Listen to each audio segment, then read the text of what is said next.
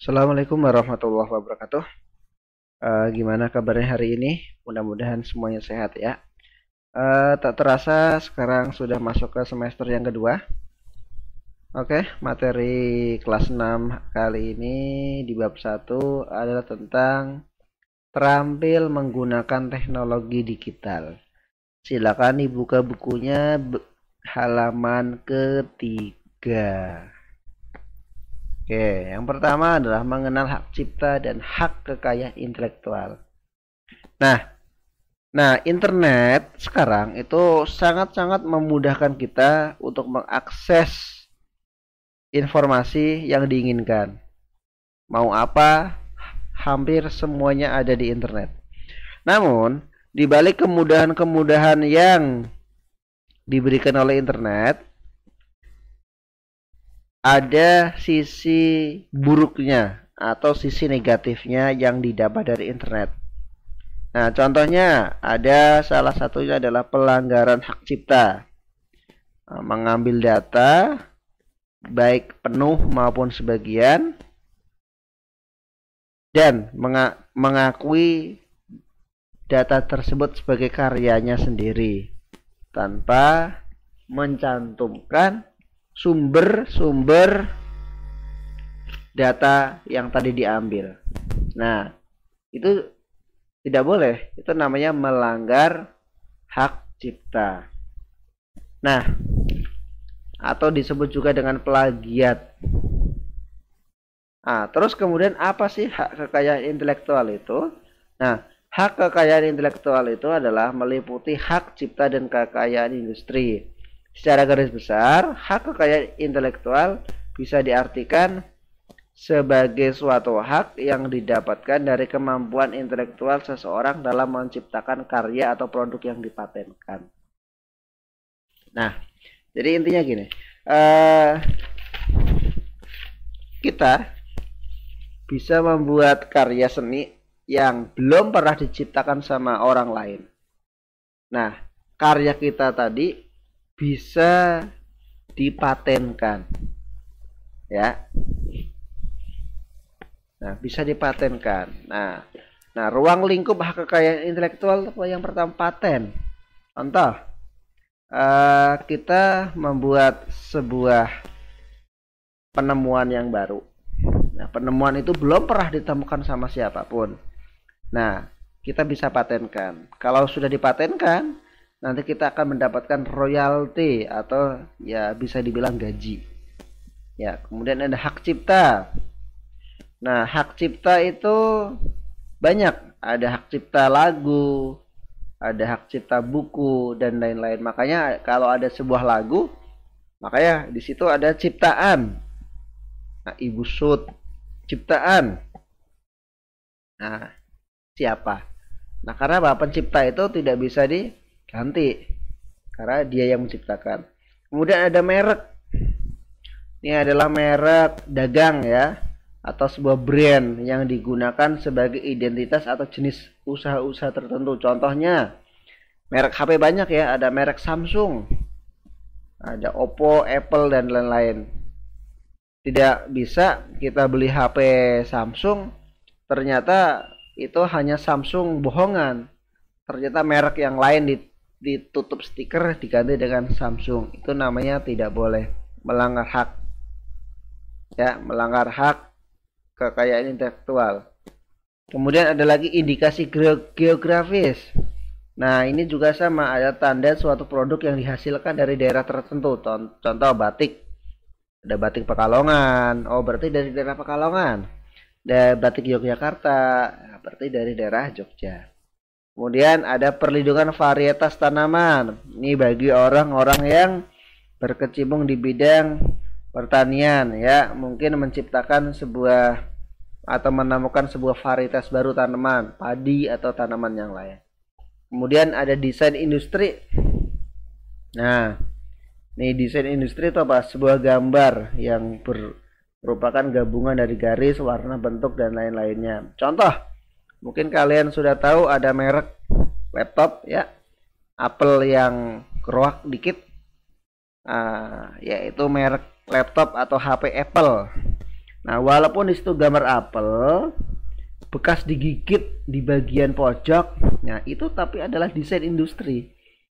Sebenarnya kita tidak boleh mengambil gambar itu tanpa izin daripada yang punya desain industri.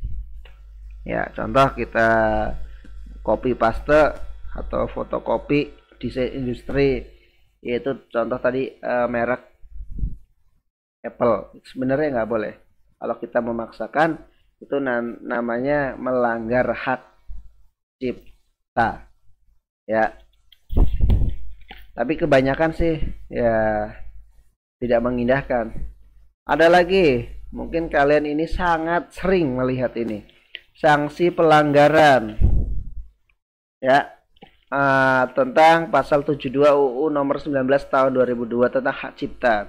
Ini sering sekali ada di buku. Nah, kalau LKS ini nggak ada ya. Coba cari buku paketnya. Silahkan dilihat bagian-bagian awal.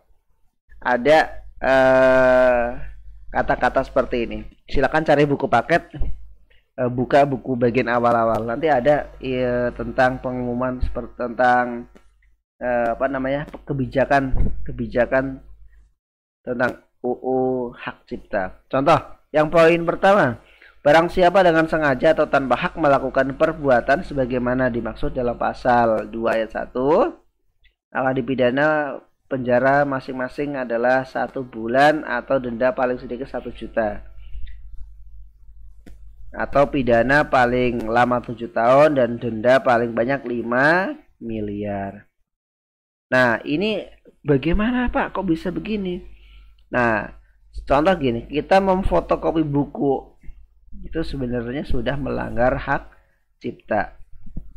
Nah, di sini barang siapa dengan sengaja menyiarkan, memamerkan, mengedarkan atau menjual kepada umum suatu ciptaan dan barang hasil pelanggaran hak cipta.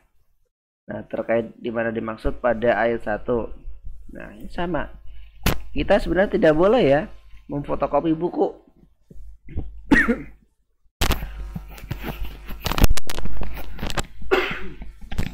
Nah, karena itu adalah melanggar hak cipta.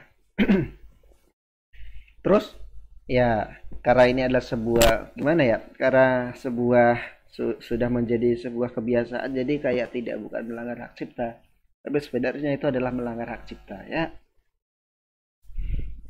Karena kan kita nggak izin kepada yang punya buku itu. Pak, izin Pak mau fotokopi. Nah, kalau kita mau izin ya ke perusahaan pencetaknya. Terus kita kadang beli kaset film atau lagu. Kita seringnya belinya film yang kaset yang bajakan. Itu juga sama ya, kita melanggar. Sebenarnya nggak boleh seperti itu ya. Makanya banyak sekali pelanggaran yang kita langgar. Contoh, ada pelanggaran di bidang karya fotografi dengan memajang foto karya orang lain tanpa seizin pemilik resmi dari foto itu juga nggak boleh. Ada di buku halaman 5. Kemudian pembajakan software itu ada aplikasi ya. Contoh Microsoft Word. Ya, kalau yang aslinya kita beli paling nggak 500.000 sampai 1 jutaan. Tapi kalau kita tinggal download dari Google gratis ya. Kemudian ada melanggar hak cipta lagu. Ya, sebenarnya lagu juga sama ya. Kalau kita menyanyikan lagu itu, kita mengcover lagu itu, kemudian lagu hasil cover kita upload ke YouTube contoh, itu juga sama melanggar hak cipta. Kemudian ada juga pelanggaran yang terjadi di internet, misalnya pembajakan konten suatu website. Ya, banyak sekali pelanggaran-pelanggaran yang kita lakukan sebenarnya. Kemudian, di internet juga ada yang namanya ancaman kejahatan online. Ya, kalau tadi pelanggar hak cipta hampir semuanya sudah pernah kita lakukan ya. Mudah-mudahan sih kedepannya tidak ya. Mudah-mudahan kita kedepannya tidak melanggar hak-hak atau undang-undang hak cipta, karena orang-orang yang sudah menciptakan Itu adalah dengan susah payah mereka.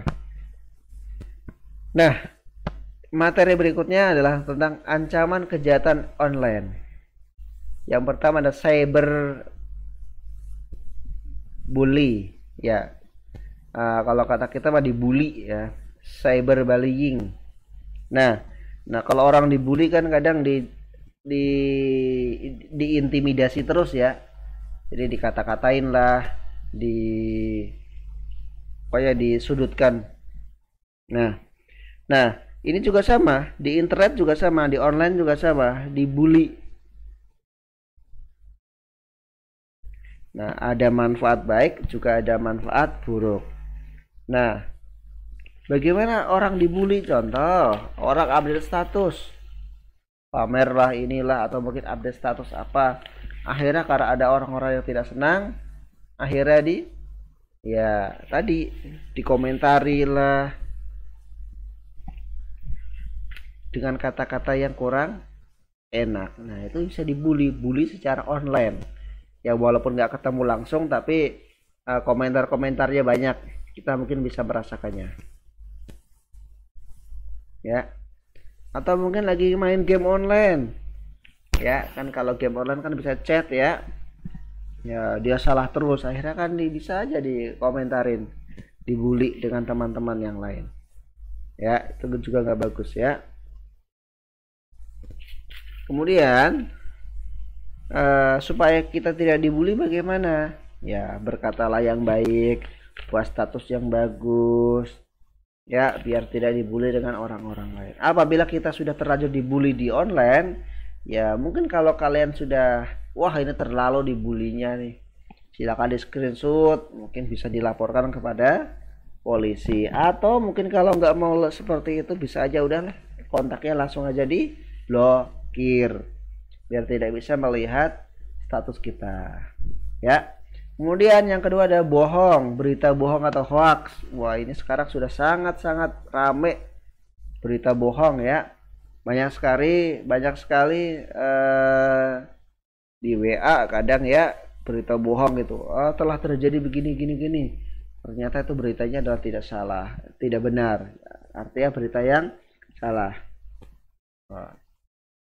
Kemudian ada juga silakan klik link berikut untuk mendapatkan hadiah. Ternyata pas diklik bohong, dan malah bukannya mendapatkan hadiah tapi mendapatkan sebuah malware atau spyware atau dikatakan virus. Bisa seperti itu ya. Makanya hati-hati kalau mau menge-share sebuah berita, carilah berita yang benar. Jangan hanya dari satu sisi pengirim, tapi cari informasi yang lain. Siapa tahu berita itu bohong atau hoax. Kemudian yang ketiga, mendapatkan konten yang tidak sesuai usia. Nah, yang namanya internet ya, sedang kita asik-asik lagi membuka Google, mencari informasi, ternyata di halaman berikutnya ada mungkin gambar-gambar yang kurang sopan. Itu mendapatkan konten yang tidak sesuai usia ya. Kalau mendapatkan yang seperti itu silakan di close saja, ditutup ya, karena tidak baik untuk kalian ya. Konten yang tidak baik sesuai usia tuh banyak ya, tidak hanya gambar tapi bisa juga pesannya menggunakan bahasa yang jorok atau mungkin bahasa-bahasa yang kasar, itu nggak boleh ya. Mungkin gambar-gambar ya, atau kata-kata yang berisi ujaran kebencian atau kekerasan atau yang lainnya, itu juga sama tidak boleh. Makanya silakan disaring konten-konten yang sesuai dengan usia kalian. Jangan sampai kalian salah dalam mencari atau mengklik kontennya. Kemudian ada lagi, yaitu tentang mendapatkan serangan spam atau malware atau phishing atau spyware ya. Nah, spam itu apa? Spam itu adalah sebuah pesan ya, pesan sampah dari orang yang nggak dikenal. Nah, biasanya pesan itu berpotensi berisi iklan, penipuan, atau mungkin ancaman-ancaman ya, silahkan tidak usah dibuka kalau ada yang namanya pesan-pesan yang tidak dikenal atau kira-kira wah ini pesannya pesan yang mencurigakan, mendingan gak usah dibuka. Nah, spyware, apa itu spyware? Itu adalah sebuah program yang tersembunyi.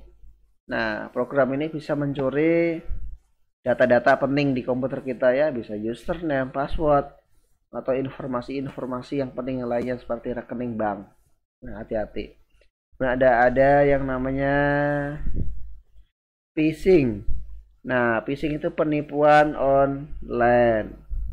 Kadang, selamat, Anda mendapatkan uang 50 juta. Silakan hubungi nomor sekian. Nah, udah jangan dipercaya. Ya, mana ada orang bagi-bagi uang 50 juta tanpa ada sebab ya. Kemudian ada malware. Nah, malware juga sama ya. Ini adalah virus ya. Nah, makanya ada pesan-pesan yang kurang jelas tidak usah dibuka. Ya, jadi materi di buku semuanya sudah ada. Silakan dipelajari saja dari halaman ketiga sampai halaman ke-11. Silakan dibaca. Hari ini tidak ada tugas ya, hanya materi aja. Silakan dibaca di bukunya apabila Bapak neranginnya kurang jelas. Nanti insya Allah di minggu yang akan datang Bapak akan kasih latihan ya. Oke, terima kasih. Itu saja. Assalamualaikum warahmatullahi wabarakatuh.